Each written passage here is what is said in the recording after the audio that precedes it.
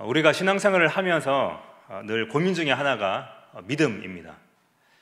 신앙생활은 오래 했는데 여전히 믿음이 연약하고 부족함을 느낄 때가 많습니다. 여러분은 어떻습니까? 날마다 믿음으로 충만하십니까? 아니면 여러분의 부족한 믿음 때문에 고민하고 계십니까? 인간이 신을 믿는 것은 본성입니다. 인류의 역사가 시작될 때부터 인간은 신적 존재를 찾았습니다. 고대 이야기 속에는 항상 신들이 등장합니다. 우리가 알고 있는 대표적인 신화인 그리스 로마 신화를 보면 올림포스 12신이 등장합니다. 화면을 한번 보여주십시오. 여러분, 저런 신들이 있습니다. 여러분이 알고 있는 신들은 어떤 신입니까?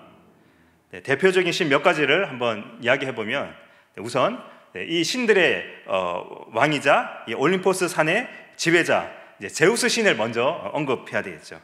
그리고 제우스의 본처이자 누나인 헤라 여신, 최고의 이제 여신이죠. 그리고 바다의 신 포세이돈, 또 지혜와 전쟁의 여신 아테나도 있고요. 그리고 전령과 여행의 신 헤르메스, 그리고 사랑과 아름다움의 여신 아프로디테도 있습니다. 신이 한 명도 아니고 12명이나 있는 이유는 바로 우리 인간들의 삶이 다양하기 때문입니다. 삶의 여정 속에 필요할 때 그와 관련된 신을 불러서 도움을 받으면 됩니다. 여러분, 우리 인간들에게는 이런 그리스 로마에 나오는 신들이 참 좋습니다. 우리 이런 신들을 믿고 싶어 합니다. 왜냐하면 필요할 때만 부르면 되거든요. 각자 그냥 잘 지내다가 필요할 때만 부르면 됩니다. 그리고 무엇인가 잘못될 때 이 신들에게 핑계를 댈 수 있습니다. 만약 전쟁에서 지면 전쟁의 여신 아테나가 도와주지 않았기 때문에 우린 졌어, 이러면서 신들에게 핑계를 댈 수 있습니다. 그리고 사람들을 움직일 때 신의 뜻이라고 하면 쉽게 사람들의 마음을 움직일 수가 있습니다. 그런데 안타까운 것은, 여러분, 기독교의 하나님을 믿는다는 것은 그렇지 않다는 것입니다. 참 쉽지가 않습니다. 왜냐하면 이 그리스 신들을 믿는 것과 다르기 때문입니다. 이 기독교는 인간이 원하는 방식이 아닌 하나님이 원하는 방식으로 믿어야 합니다. 그리고 무엇보다 이 기독교의 하나님은 우리가 눈으로 볼 수 없습니다. 형상이 없습니다. 고대 종교에서는 모든 신들은 다 형상이 있었습니다. 그런데 유일하게 형상이 없는 신이 여호와 하나님이었습니다. 그래서 그 당시 사람들은 그리스도인들을 무신론자라고 불렀습니다. 그러니까 형상이 없는 신을 믿는 자들, 무신론자라고 불렀습니다. 여러분은 이렇게 눈으로 볼 수 없는 하나님을 잘 믿고 계십니까? 히브리서 11장은 우리가 잘 알고 있는 대로 믿음장이라고 부릅니다. 하나님께서 말씀하신 믿음이 무엇인지, 그리고 그 믿음을 삶에 적용했던 사람들의 이야기입니다. 이 히브리서 11장은 다음과 같이 나눌 수 있는데요, 1절과 2절은 도입 부분으로 어떤 믿음의 정의, 믿음의 성격을 말하고 있고요. 그리고 3절부터 38절까지는 그러한 믿음을 삶에 적용했던 성경의 인물들을 말합니다. 여기서도 한 세 부분으로 나눌 수 있는데요, 3절부터 7절까지는 창조에서 노아까지, 그리고 8절부터 22절까지는 아브라함에서 요셉까지, 그리고 23절부터 31절까지는 모세로부터 가나안 정복까지, 그리고 32절부터 38절까지는 추가적으로 믿음의 여러 모범들을 이야기하고 있습니다. 그리고 39절과 40절에 이 히브리서 11장을 마무리합니다. 먼저 1절과 2절을 제가 한 번 더 읽어보겠습니다. 믿음은 바라는 것들의 실상이요 보이지 않는 것들의 증거니 선진들이 이로써 증거를 얻었느니라. 믿음을 무엇이라고 말하고 있습니까? 바라는 것들의 실상이라고 합니다. 새 번역을 보면 이 실상을 확신이라고 번역합니다. 그리고 보이지 않는 것들의 증거입니다. 이 구절은 믿음에 대한 두 가지 성격을 우리에게 보여주는데요, 첫 번째로 기독교 믿음은 현재가 아니라 미래에 관한 것입니다. 그래서 여러분, 이 성경에 나오는 믿음은 항상 소망과 연결되어 있습니다. 아직 이루어지지 않는 미래의 것들을 바라보며 현실적인 실체로 만들어내는 게 믿음이라고 합니다. 여기서 바라는 것은 믿음이라고 하는 건 이 히브리서에서 계속 강조하고 있는 그리스도인들의 어떤 소망을 가리키는데요. 이 소망의 약속으로 주어진 어떤 안식, 그 안식에 들어가는 겁니다. 약속으로 주어진 그 안식에 들어가게 되는 것이 이제 믿음입니다. 이 믿음 이외에 그 어떤 것도 미래에 약속된 안식을 현실적인 실체로 만들어낼 수는 없습니다. 그리고 이제 두 번째 성격이 무엇이냐면 기독교의 믿음은 보이는 것이 아니라 보이지 않는 것에 관한 것입니다. 믿음은 보이지 않는 것들이 존재한다는 것을 입증하는 객관적인 증거입니다. 말씀으로 주어진 하나님의 약속은 눈에 보이지 않습니다. 그런데 그것이 존재한다는 것을 입증할 수 있는 것은 믿음밖에 없습니다. 만약 하나님의 약속을 믿지 못한다면 그 약속은 이루어지지 않을 것이고 또 결과적으로 그것이 존재하지 않게 되는 것입니다. 그래서 믿음이란 비록 하나님의 약속이 눈에 보이지는 않지만 그것을 바라게 하고 또한 그것이 현실적인 실체로 드러나도록 하는 것입니다. 제가 설명이 약간 어려웠는데요. 다시 한번 말하면 기독교의 믿음은 미래에 관한 것이다. 또 기독교의 믿음은 보이지 않는 것에 관한 것이다. 이렇게 생각하면 되는데요. 근데 이렇기 때문에 우리가 믿음을 갖기가 쉽지 않습니다. 어렵습니다. 왜냐하면 이 미래에 관한 것, 보이지 않는 것에 대한 이 믿음이라고 하는 건 우리 인간의 본성과는 반대되는 것이기 때문입니다. 여러분, 우리는 눈에 보이는 무언가, 그리고 현재 이루어지는 것을 볼 때 믿음이 생깁니다. 인간의 믿음은 현재를 말해야 하고 눈으로 볼 수 있어야 쉽게 믿을 수 있습니다. 근데 눈에 보이지 않는 걸 자꾸 이야기하고 현재가 아닌 미래에 관한 걸 막 이야기하니까 막 짜증이 납니다. 지금 현재 눈앞에 있는 게 중요한데 자꾸 미래를 이야기하고 눈에 보이지 않는 걸 이야기하니까, 그래서 어떤 사람들은 이 기독교를 실체가 없는 허황된 종교라고 생각하기도 합니다. 하지만 히브리서는 이 믿음의 성격이 바로 미래적이고 보이지 않는 것에 관한 것임을 이야기합니다. 그리고 나서 첫 번째 예를 창조에서 이야기합니다. 3절입니다. 믿음으로 모든 세계가 하나님의 말씀으로 지어진 줄을 우리가 아나니 보이는 것은 나타난 것으로 말미암아 된 것이 아니니라. 모든 세계가 하나님께서 지으셨다는 것, 하나님의 말씀으로 지으셨다는 것을 여러분 어떻게 알 수 있을까요? 누가 봤습니까? 누군가가 타임머신을 타고 가서 하나님께서 세상을 만드시는 현장을 촬영하고 돌아와서 우리에게 보여준다면 얼마나 좋겠습니까? 근데 여러분 그렇게 할 수 없죠.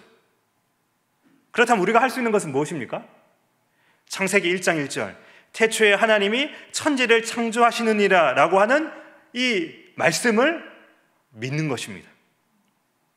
약간 말장난일 수도 있는데요, 모든 세계가 하나님의 말씀으로 창조되었다는 것을 믿는 그 믿음이 유일한 증거입니다. 여러분, 우리가 하나님이 창조하신 것을 보고 믿는 것이 아니라 하나님이 창조하셨다는 그 말씀을 우리는 믿는 것입니다. 그래서 여러분, 이 우주의 기원, 세상의 기원은 어떤 논증, 어떤 증거의 영역이 아니라 믿음의 영역입니다. 왜냐하면 아무도 본 사람이 없거든요. 그래서 어떤 사람은 우리 크리스찬들처럼 하나님이 이 우주와 세상을 창조하셨다는 것을 믿는 것이고요, 또 어떤 사람들은 어느 시점에 갑자기 폭발이 일어나서 우주가 시작되었고 이 세상이 시작되었다는 것을 믿는 것입니다. 이거는 여러분 믿음의 영역입니다. 이 히브리서 저자는 창조 역시 믿음의 영역임을 보여주고 나서 이제 본격적으로 위와 같은 믿음의 성격, 미래적이고 보이지 않는 것을 믿고 살아가는 삶이 무엇인지를 오늘 본문에서는 세 명의 인물을 통해서 우리에게 알려줍니다. 4절입니다. 믿음으로 아벨은 가인보다 더 나은 제사를 하나님께 드림으로 의로운 자라 하는 증거를 얻었으니 하나님은 그 예물에 대하여 증언하심이라. 그가 죽었으나 그 믿음으로서 지금도 말하느니라. 첫 번째 인물이 우리가 잘 알고 있는 아벨입니다. 믿음으로 아벨은, 여러분, 하나님은 왜 가인의 제사는 거절하고 아벨의 제사만 받으셨습니까? 어떤 사람들은 가인이 곡식을 드렸고 아벨은 어린 양을 드렸기 때문이라고 하기도 합니다. 근데 여러분, 저는 그렇게 생각하지는 않습니다. 왜냐하면 여러분 가인은 여러분 농부였습니다. 그래서 농사 지은 걸 하나님께 드렸고, 아벨은 양을 치는 자이기 때문에 그 양을 하나님께 드렸습니다. 재물의 문제는 아니었던 것 같습니다. 근데 하나님께서 아벨의 제사를 받은 것은 믿음 때문이었습니다. 이 가인이 믿음이 없었든지 아니면 하나님께서 기뻐하시는 그런 믿음을 가지지 못했는지 알 수 없지만, 어쨌든 가인은 믿음이 없었고 아벨은 믿음이 있었습니다. 여러분, 그때도 하나님이 눈에 보였을까요? 그때도 하나님은 눈에 안 보였습니다. 그러니까 눈에 보이지 않는 하나님께 제사를 드린다는 게 쉽지 않았을 겁니다. 부모님, 그 아담과 하와로부터 하나님이 계시고 우리는 하나님 앞에 예배를 드려야 된다, 이렇게 들었을 건데, 근데 이 보이지 않는 하나님께 여러분 제사를 드린다는 게 이 가인과 아벨도 쉽지 않았을 겁니다. 눈에 안 보이니까 여러분 대충 드리기 쉽습니다. 우리 예배도 마찬가지 않습니까? 여러분, 하나님이 눈에 보여서 예배 시간마다 여기가 좌정해 계신다면 여러분 누가 지각할 수 있겠습니까? 하나님이 딱 좌정해 계신데 막 그 불같은 눈으로 보고 계신데 적어도 30분 전에 와서 막 이렇게 대기해 있겠죠. 근데 하나님 눈에 안 보이니까 지각해도 괜찮은 거죠. 아벨은 비록 눈에 보이진 않지만 하나님이 앞에 계시다 생각하고 정성을 다해 예배를 드렸습니다. 하지만 가인은 이 눈에 보이지 않는 하나님, 그러니까 하나님이 눈에 안 보이기 때문에 그 하나님을 무시하고 대충 제사를 드린 것입니다. 그리고 여러분, 그 제사 때만 하나님이 본 것이 아니라 평상시에도 이 아벨은 하나님 앞에서 거룩하게 살려고 노력했고, 가인은 악을 행하며 살았습니다. 여러분, 열받는다고 자기 동생을 죽이는 게 말이 됩니까? 그러니까 여러분, 이게 가인의 어떤 모습이었던 것입니다. 우발적인 살인도 아니었습니다. 계획된 살인이었습니다. 그러니까 그만큼 이 가인이 악했다는 겁니다. 하지만 이 아벨은 평소에 늘 하나님을 믿으며 살았습니다. 제사를 드릴 때만 하나님을 믿었던 것이 아닙니다. 그래서 하나님은 이 아벨의 제사를 받았습니다. 바로 그래서 오늘 본문의 첫 인물의 시작이 이 아벨로부터 시작됩니다. 믿음으로 아벨은 가인보다 더 나은 제사를 하나님께 드렸다. 두 번째 인물은 에녹입니다. 5절입니다. 믿음으로 에녹은 죽음을 보지 않고 옮겨졌으니 하나님이 그를 옮기심으로 다시 보이지 아니하였느니라. 그는 옮겨지기 전에 하나님을 기쁘시게 하는 자라 하는 증거를 받았니라. 두 번째 인물이 에녹인데요, 믿음으로 에녹은, 이 에녹은 죽음을 보지 않고 옮겨졌답니다. 하나님께서 그를 옮기셨다고 하고 있습니다. 와, 여러분 대단하지 않습니까? 죽음을 보지 않고 하나님이 옮기셨습니다. 야, 여러분 어떻게 살면 이렇게 될 수 있습니까? 여러분 도전이 되지 않습니까? 하나님 앞에 얼마나 하나님 앞에 열심히 살면 이렇게 에녹처럼 죽음을 보지 않고 살아갈 수 있습니까? 그리고 그가 옮겨지기 전에 하나님을 기쁘시게 하는 삶을 살았다라고 합니다. 야, 도대체 어떤 일을 했길래 이 에녹이 하나님 앞에 얼마나 대단한 일을 했길래 하나님께서 그렇게 하셨을까? 오늘 본문으로는 충분하지 않습니다. 그래서 관련된 말씀 창세기 5장 21절부터 24절을 제가 한번 찾아봤는데요, 제가 한번 더 읽어보겠습니다. 에녹은 65세에 무드셀라를 낳았고 무드셀라를 낳은 후 300년을 하나님과 동행하며 자녀들을 낳았으며 그는 365세를 살았더라. 에녹이 하나님과 동행하더니 하나님이 그를 데려가심으로 세상에 있지 아니하였더라. 이것이 에녹에 관한 유일한 이야기입니다. 원래 여러분 창세기 5장은 아담의 족보 이야기인데요, 그 앞의 이야기는 가인의 후손들의 이야기입니다. 여러분, 가인들의 후손의 이야기는 굉장히 화려합니다. 화려한 문명을 만들어 냈는데 결정적으로 그들의 문명 속에는 하나님이 없었습니다. 근데 그러한 상황 속에서 셋의 후손 에노스 때에 비로소 여호와의 이름을 부르기 시작했습니다. 하지만 이미 세상의 문명은 하나님이 없는 문명으로 기울어져 가고 있었습니다. 근데 그러던 중에 이 셋의 족보 가운데 21절에 이제 에녹이 이제 등장을 합니다. 그는 65세에 무드셀라를 낳았다. 그리고 365세를 살았다. 근데 여러분, 여기서 또 이제 우리가 좀 관심 있게 봐야 될 게 그의 삶에 있어서 뭔가 전환기가 되는 여러분 사건이 있었던 것입니다. 그러니까 무드셀라를 낳고 나서 그가 어떤 이유인지 모르겠지만 이 에녹이 보이지 않는 하나님과 동행하며 살았다는 겁니다. 여러분, 하나님과 동행하는 삶은 어떤 삶입니까? 어느 날 하나님께서 에녹에게 나타나셔가지고 야, 에녹아, 이제 나랑 같이 동행하자, 뭐 이렇게 하셨을까요? 여러분, 아닐 것입니다. 맞죠? 에녹도 하나님을 볼 수 없었습니다. 그때도 하나님은 볼 수 없었습니다. 근데 이 에녹이 어떻게 하나님과 동행했을까요? 그때 뭐 성경책도 없었는데, 하나님에 관한 지식도 뭐 부족했을 건데, 제가 이 부분 가만히 생각해 보니까 이 에녹은 그 조상들에게 들은 그 하나님, 비로소 여호와 이름을 부르기 시작했다라고 하는 그 조상들로부터 전해 들은 하나님의 이름을 매일 부르기 시작했습니다. 그리고 보이지 않는 하나님이 자기 앞에 있는 것처럼 말하고 행동했습니다. 삶의 순간순간마다 하나님께서 함께 하기를 소망했습니다. 그렇게 하나님의 이름을 부르며 하나님이 자신의 삶 가운데 함께 계심을 믿고 그렇게 몇 년 동안 살았냐면 300년 동안 그렇게 살았다고 합니다. 300년 동안 하나님과 동행한 에녹, 그의 삶 가운데 어떤 일이 일어났을까요? 여러분, 300년 동안 하나님과 동행하며 여러분 어떤 일이 일어난 줄 아십니까? 보니까 무드셀라를 낳은 후 300년을 하나님과 동행하며 자녀들을 낳았으며, 하나님과 동행한 결과가 그냥 자녀를 낳았다는 거.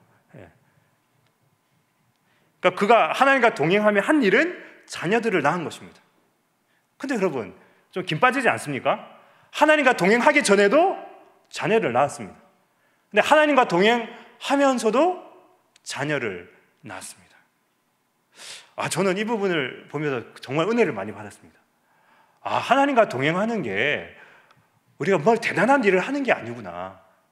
그냥 하나님과 동행하면서 그냥 우리가 평상시에 하던 일을 하면 되는구나. 바로 그걸 이야기하고 있습니다. 하나님과 동행하는 것은 전혀 새로운 일을 하는 것이 아니라 이전에 하던 일을 그대로 하는데 하나님과 동행하면서 그 일을 계속해 나가는 것. 그렇게 그가 300년 동안 하나님과 동행하며 자녀를 낳고 자녀를 잘 키웠겠죠. 하나님과 동행하면서. 그렇게 했더니 죽음을 보지 않고 하나님 나라로 갔습니다. 그 다음 세 번째 인물은 노아입니다. 7절입니다. 믿음으로 노아는 아직 보이지 않는 일에 경고하심을 받아 경외함으로 방주를 준비하여 그 집을 구원하였으니 이로 말미암아 세상을 정죄하고 믿음을 따르는 의의 상속자가 되었느니라. 우리가 잘 알고 있는 대로 이 노아가 태어났던 시대는 정말 이 인간들이 타락할 대로 타락한 시대였습니다. 그래서 이 사람의 죄악이 세상에 가득하고 사람의 모든 계획이 항상 악함을 하나님께서 보시면서 인간 지으심을 막 탄식하고, 그래서 결국 그들을 물로 심판하기로 결심하셨죠. 근데 그때에 은혜를 입은 자가 노아였습니다. 하나님께서 이 노아에게 이제 내가 물로 심판할 것이니 배를 만들어라, 방주를 만들라고 했습니다. 7절에 있는 말씀대로 아직 보이지 않은 일에 대한 경고였습니다. 이게 중요합니다. 그러니까 아직 보이지 않는 일에 대한 경고입니다. 이 하나님의 심판은 먼 미래에 일어날 일이었고 눈에 보이지 않는 일이었습니다. 하지만 노아는 믿음으로 하나님의 경고를 받아들이고 그 방주를 짓기 시작했습니다. 여러분, 원래 배는 어디에서 만들어야 됩니까? 바닷가 근처에서 만들어야죠. 그렇게 해야 배가 완성되면 이제 바다로 가지 않습니까? 근데 이 노아는 어디에 배를 만들었습니까? 산꼭대기에서 배를 만든 겁니다. 그리고 여러분, 이 방주를 지을 때 여러분 날씨가 어땠을까요? 하늘에서 어떤 물 심판을 내리기는커녕 그런 분위기는 전혀 없었겠죠. 아마 뜨거운 햇빛이 쨍쨍한 날들이 많았을 것입니다. 그 쨍쨍한 햇빛을 이렇게 쬐면서 그는 그 산꼭대기에서 배를 만들었습니다. 완전히 미친 짓이죠. 그 땡볕에 미래에 일어날 일, 눈에 보이지도 않는 그 홍수 심판을 대비해서 산꼭대기에서 배를 만들었습니다. 하지만 노아는 끝까지 그것을 했습니다. 하나님의 경고를 믿고 방주를 만들었습니다. 그래서 그의 집은 구원을 받았습니다. 아벨, 에녹, 노아의 공통점이 무엇입니까? 미래적이고 눈에 보이지 않는 것에 대하여 믿음으로 받아들였다는 겁니다. 눈에 보이지 않는 하나님을 예배하고 그 하나님의 말씀을 받아들이고 그 말씀에 순종을 했습니다. 어떤 지적인 동의가 아니라 의지적인 결단이었고요. 그리고 그것을 행동으로 옮겼습니다. 여러분, 기독교에서 말하는 믿음은 어떤 추상적인 명사가 아닌 것 같습니다. 그리고 어떤 믿음이 어떤 깊은 연구를 통해서 얻어지는 게 아니라요. 이 믿음은 어떻게 얻어지냐면 순종을 통해서 얻어집니다. 그리고 이 믿음은 우리의 삶으로 드러나야 되는 것입니다. 물론 어느 정도 지식은 필요하죠. 하지만 지식이 저절로 믿음으로 사는 삶으로 연결되지는 않습니다. 저는 오늘 설교 제목을 이것 때문에 정했습니다. 믿음은 명사가 아니라 동사다. 좀 순종을 강조하려고. 그러니까 순종을 통해서 믿음이 생기고 강해진다. 우리의 삶으로 옮겨야 믿음이 작동한다. 여러분, 믿음으로 산다고 하는 것은 미래적이고 보이지 않는 하나님의 약속이 이루어질 것을 확신하며 살아가는 것입니다. 보이지 않는 하나님을 보이는 분처럼 여기며 살아가는 것입니다. 6절에서 한 번 더 이야기하고 있습니다. 믿음이 없이는 하나님을 기쁘시게 하지 못하나니 하나님께 나아가는 자는 반드시 그가 계신 것과 또한 그가 자기를 찾는 자에게 상 주시는 이심을 믿어야 할지니라. 여러분, 믿음은 어떤 객관적인 논리로 결정되는 것이 아니라 우리의 의지적인 선택입니다.